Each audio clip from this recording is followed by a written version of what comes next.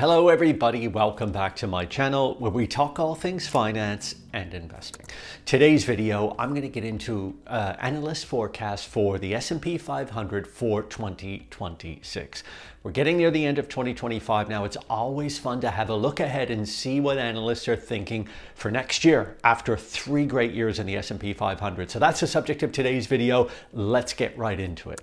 Okay, so to do this, I've used the data that's put together by FactSet, which is a great resource if you're looking for market data and all sorts of information in and around the stock market and other things in the economy. I'll put a link in the description to the report itself that I looked at, so you can click on that if you want to go visit it yourself.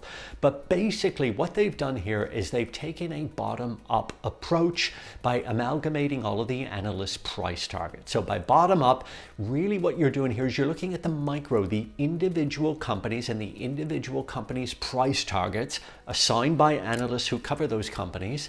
And when they have those actual price targets, they take the median of those, and then they can therefore calculate a price target for the S&P 500. So that's known as the bottom-up approach. There's also a top-down approach, which a lot of other people use. And with a top-down approach, you're actually looking at the macro economy. So you might start with GDP and say, how much is that supposed to grow for next year? And then work it down to filter it down to how much individual companies will earn. And then you can come up with a price target on the S&P 500. But we're going to use the FactSet data based on the bottom-up approach on individual analyst price targets for this one.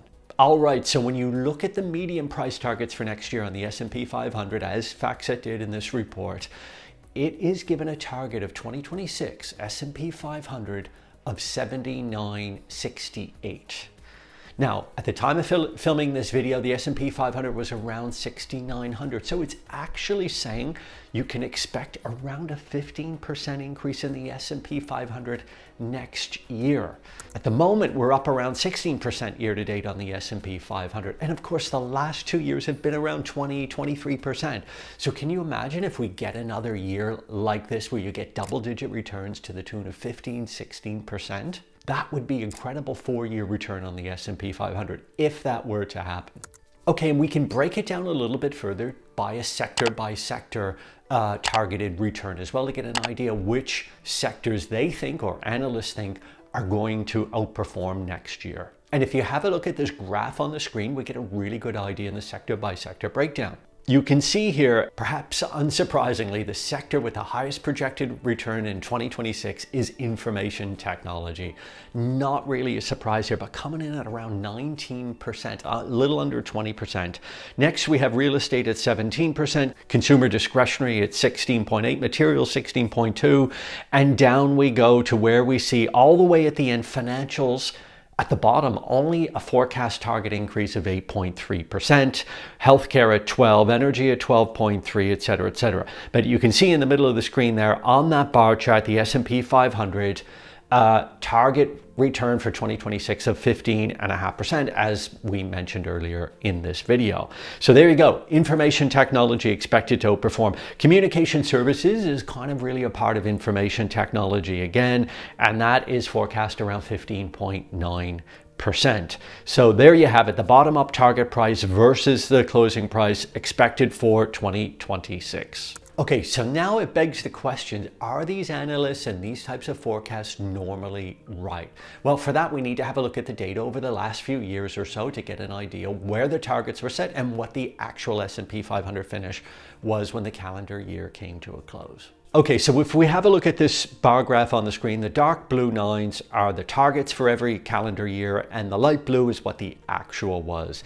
And as you can see, starting in 2016, there was a slight overestimation, slight underestimation in 2017. 2018, actually, target was much higher. It was overly optimistic, pretty close in 2019. Look at 2020, the market definitely outperformed where expectation was. And if you look at 2022, that's another one that stands out where the estimates were actually overly optimistic. Of course, the market sold off by around 20% in that year. And as you can see, the analyst estimates did not have that figured out at all. And if you go up to 2025, you can see that the target at the start of the year was 67.28. And at the time of FactSet taking this report, the market was at around 69.01, but it's actually pretty close. And the market may sell off a bit before the year end as well. So it may be very close to what the target was. Okay, so when you actually look over the last 20 years, FactSet has crunched the numbers, and you can see that analysts actually tend to be optimistic by around 5.9% in each of these kind of target years. So we need to factor that in a little bit as well for 2026. So if we were to take 6% off next year's target of around 15.5%, then that brings us down to a target return of around 8 to 9% next year for the S&P 500. Which I think is probably pretty realistic, although maybe slightly optimistic for me. The reason I think that is we've had 3 excellent years here in the S&P 500, and I do think it's going to be a little bit hard and a little less likely that we're going to repeat that in 2026 itself. In fact, it's typically around 1 of every 4 years you kind of see a negative year in the S&P 500, and I think that's a realistic possibility in there. But 8 to 9% is possible with the CapEx spending that we're seeing in AI space as well.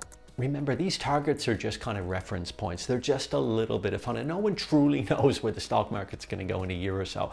But this is a great way to get an idea and get a feel for what the market could do based on hundreds, if not thousands, of analysts and their bottom-up approach to individual companies' earnings and target prices on their stocks. Personally, I think it's a better way to do it than a top-down approach, looking at the economy and GDP and working down from there. But remember, if you're a long-term investor, which you should be in the stock market, forecasts can change and are rarely ever right. What shouldn't change is your disciplined approach to investing with a medium to long-term mindset by averaging in and month out and not worrying too much about the changes year to year or day to day or anything like that.